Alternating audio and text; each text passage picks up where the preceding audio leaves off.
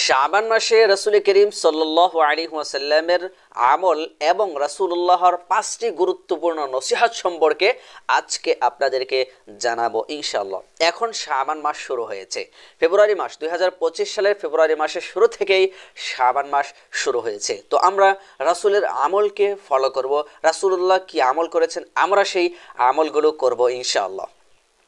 দেখেন, শাবান মাস যখন শুরু হয়ে গিয়েছে তখন থেকেই রাসূল করিম সাল্লাল্লাহু আলাইহি ওয়াসাল্লাম অধিক পরিমাণে নফল ইবাদত করতেন এবং নফল রোজা রাখতেন। অর্ধ মাস পর্যন্ত আল্লাহ রাসূল রোজা রাখতেন, অর্থাৎ শাবান মাসের শুরু থেকেই একদিন রোজা রাখতেন, একদিন রাখতেন না, একদিন রোজা রাখতেন আরেকদিন রাখতেন না, এইভাবে মানে মাস যদি 30টা বা 29টা হয় তো সেখান থেকে 14-15 দিন পর্যন্ত আল্লাহ রাসূল সাল্লাল্লাহু আলাইহি ওয়াসাল্লাম রোজা রেখেছেন। তো হযরত আয়েশা রাদিয়াল্লাহু তাআলা আনহা বলেন, ইয়া রাসূলুল্লাহ, আপনি শাবান মাসে এত বেশি পরিমাণে রোজা রাখেন কেন?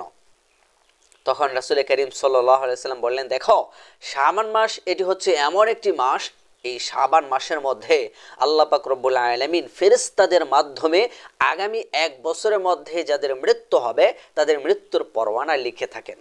সুতরাং আমি চাই যে আমার মৃত্যুর পরোয়ানা এমন সময় লেখা হোক যেই সময় আমি নফল ইবাদতরত অবস্থায় আছি বা রোজারত অবস্থায় আছি। সুবহানাল্লাহ। দেখেন, রাসূল করিম সাল্লাল্লাহু আলাইহি ওয়াসাল্লাম যিনি একটা আমল না করলেও তিনি জান্নাতি, কনফার্ম জান্নাতি, তারপরেও তিনি কি পরিমাণ আমল করেছেন। আরেক হাদিসে আসছে আল্লাহ রাসূল সাল্লাল্লাহু আলাইহি ওয়াসাল্লাম শাবান মাসে বেশি বেশি ইবাদত করতেন, রমজান মাসে রোজা রাখা এবং ইবাদত করার একটা অভ্যাস গড়ে তোলার জন্য। আর এই যে আমলগুলো, এগুলো আল্লাহ রাসূল করেছেন কেন? করেছেন উম্মতকে শিক্ষা দেওয়ার জন্য, উম্মত যেন সেখান থেকে শিখে আমল করতে পারে। তো সম্মানিত হাজিরিন, এখন শাবান মাস চলতেছে, আমরা পূর্বে কি করেছি না করেছি সেটা দেখার কোনো দরকার নেই। আমাদেরকে ভাবতে হবে এখন শাবান মাস, এই শাবান মাসকে আমাদের কাজে লাগাতে হবে। মনে রাখবেন, দিন মূলত 3টা। দিন কয়টা? দিন হচ্ছে 3টা। একটা হচ্ছে গতকালকের দিন, আর হচ্ছে আজকের দিন, আর একটা হচ্ছে আগামীকালকের দিন। এই 3টা দিন, বা এটাকে আমরা বলতে পারি জামানা বা কাল হচ্ছে 3 প্রকার: অতীতকাল, বর্তমানকাল, ভবিষ্যৎকাল। অতীত যেটা আপনার থেকে চলে গিয়েছে, বর্তমান যেটা এখন মৌজুদ, আর ভবিষ্যৎ যেটা আগামীকালকে আসবে। তো অতীত যেটা হয়ে গিয়েছে সেটা নিয়ে শুধু শুধু চিন্তা ভাবনা করে সময় নষ্ট করে নিজের চিন্তাকে নষ্ট করার কোনো প্রয়োজন নেই। আপনাকে ভাবতে হবে বর্তমান নিয়ে। এখন বর্তমান হচ্ছে শাবান মাস, এই শাবান মাসকে নিয়ে আমাদের ভাবতে হবে। মনে রাখবেন, অতীত যেটা গত হয়ে গিয়েছে সেটা, সেখান থেকে আমাদের শিক্ষা গ্রহণ করতে হবে। আর বর্তমান, এটাকে আমাদের গনিমত মনে করতে হবে, এবং ভবিষ্যৎ যেটা যেটা আসতেছে ওটাকে আমাদের ভয়াবহ মনে করতে হবে। কারণ ভবিষ্যৎ আমি বাঁচবো কি না বাঁচবো এটার কোনো গ্যারান্টি আমাদের কাছে কারো কাছে নেই। কেউ গ্যারান্টি দিতে পারবে না যে ভবিষ্যতে আমি কি করব না করব। সুতরাং বর্তমান যে সময় আছে, এই বর্তমানকে আমাদের কি করতে হবে? মূল্যায়ন করতে হবে, বর্তমানকে আমাদের গনিমত মনে করতে হবে। এখন শাবান মাসের মধ্যে আমরা ইবাদত বন্দেগী বেশি বেশি করব, যাতে করে রমজান শুরু হওয়ার আগেই আমরা যেন আমাদের গুনাহগুলো মাফ করিয়ে নিতে পারি, এবং রমজান মাস যেন আমরা আমাদের আমাদের মর্যাদা বৃদ্ধি করার জন্য আমরা যেন রমজান মাসকে আমরা বরাদ্দ করে রেখে দিতে পারি। তো রাসূল করিম সাল্লাল্লাহু আলাইহি ওয়াসাল্লাম গুরুত্বপূর্ণ 5টি নসিহত করেছেন। এক হাদিসের মধ্যে আসছে, ইগতানিম খামসান ক্বাবলা খামসিন, 5টি জিনিস আসার পূর্বে 5টা জিনিসকে তোমরা মূল্যায়ন করো। 1 নাম্বার, শাবাবাকা ক্বাবলা হারামিক, বার্ধক্য আসার পূর্বে তোমরা যৌবনকালের মূল্যায়ন করো। সম্মানিত দর্শক, দেখেন, যৌবনকাল এটা আল্লাহর পক্ষ থেকে অনেক অনেক বড় একটা নিয়ামত। যৌবনকালের ইবাদত আল্লাহর কাছে বেশি প্রিয়, কারণ হচ্ছে একটা বান্দা যৌবনকালে তার গুনাহ করার মতো শক্তি থাকে, সামর্থ্য থাকে। ফেরেশতাদেরকে আল্লাহ পাক রব্বুল আলামিন সৃষ্টি করেছেন এক একজনকে এক এক দায়িত্ব দিয়ে। কোন ফেরেশতা যাদের কাজ হচ্ছে সর্বাবস্থায় রুকু করা, আবার কিছু ফেরেশতা এমন আছে যাদের কাজ হচ্ছে সর্বাবস্থায় সিজদা করা, যাদের কিছু ফেরেশতা এমন আছে যাদের কাজ সর্বাবস্থায় কিয়াম করা, কওদা করা। তো ফেরেশতাদের এক একটা কাজ দিয়েছেন। তবে ফেরেশতাদের কোনো খাওয়া নেই, ঘুম নেই, কোনো ঘুমের প্রয়োজন হয় না, খাবারের প্রয়োজন হয় না, স্ত্রীর প্রয়োজন হয় না, বিবি বাচ্চা এগুলো কোনো কিছুই তাদের প্রয়োজন হয় না, তাদের কোনো সংসার নেই। এই জন্য তাদের জন্য আল্লাহ তাআলা জান্নাত রাখে নাই। ওরকমভাবে একটা মানুষ যখন বার্ধক্যে পৌঁছে যায়, বুড়া হয়ে যায়, তখন তাদের গুনাহ করার ক্ষমতা থাকে না। আর ওই বয়সে গুনাহ করার ক্ষমতাই নাই, সে গুনাহ করবে কেমনে? ওই বয়সে যদি ইবাদত করা শুরু করে, ওই ইবাদত আল্লাহর কাছে এতটা পছন্দ না যতটা পছন্দ যৌবনকালের ইবাদত। কারণ হচ্ছে যৌবনকালে একটা ব্যক্তির গুনাহ করার মতো সামর্থ্য থাকে, শক্তি থাকে। এরপরে ওই বান্দাটা গুনার দিকে না যেয়ে যখন আল্লাহর দিকে যায়, আল্লাহ তাআলা তখন খুশি হয়ে যায়। এজন্য আল্লাহ রাসূল সাল্লাল্লাহু আলাইহি ওয়াসাল্লাম বলেছেন, শাবাবাকা ক্বাবলা হারামিক, শাবাবাকা ক্বাবলা হারামিক, বার্ধক্য আসার পূর্বে তোমরা যৌবনকালকে মূল্যায়ন করো। 2 নাম্বার, অসিহাতাকা ক্বাবলা সুকমিক, অসুস্থতা আসার পূর্বে তোমরা সুস্থতার সময়কে মূল্যায়ন করো। দেখেন কখন কোন অসুস্থতা এসে যায় বলা যায় না।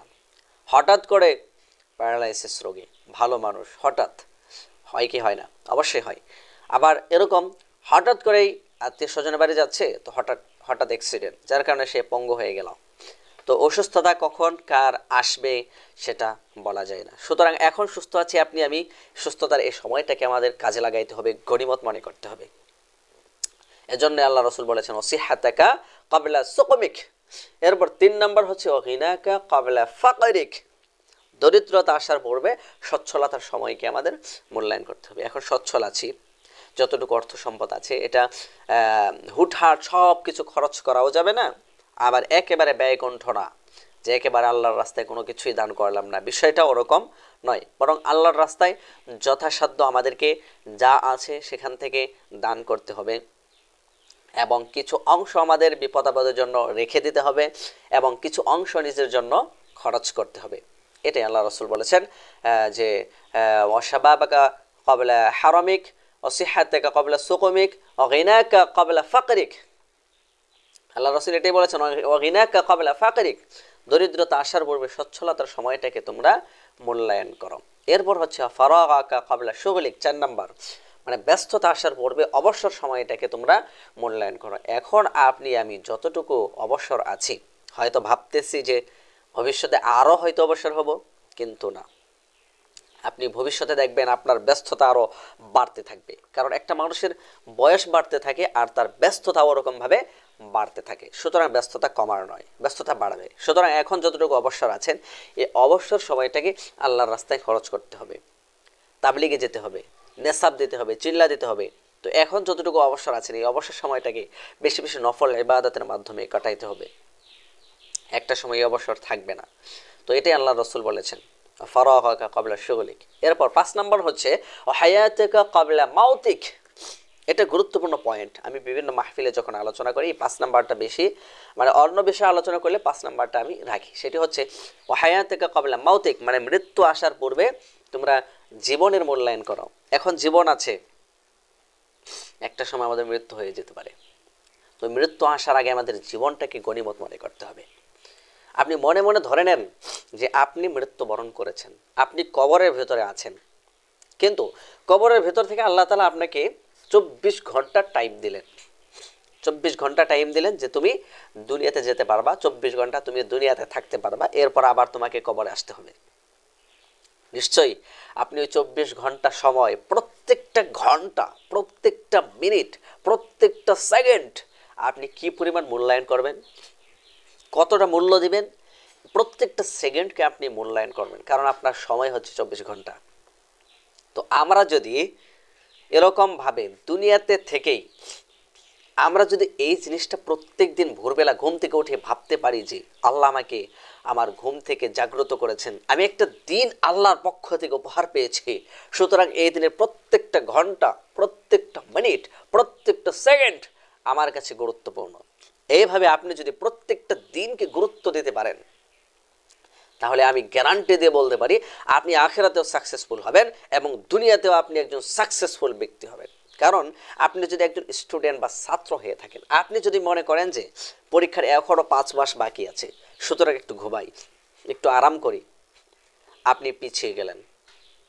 আর আপনি যদি ওরকম ভাবেন যে 24 ঘন্টা টাইম পেয়েছি, ঘুম থেকে জাগ্রত হয়েছে, আল্লাহ জাগ্রত করেছেন, প্রত্যেকটা ঘন্টা, প্রত্যেকটা মিনিটকে আপনি যদি হেফাজত করেন, আপনি একজন সাকসেসফুল, পরীক্ষা দিয়ে আপনি একজন সাকসেসফুল হয়ে যাবেন, ভালো রেজাল্ট পাবেন আপনি।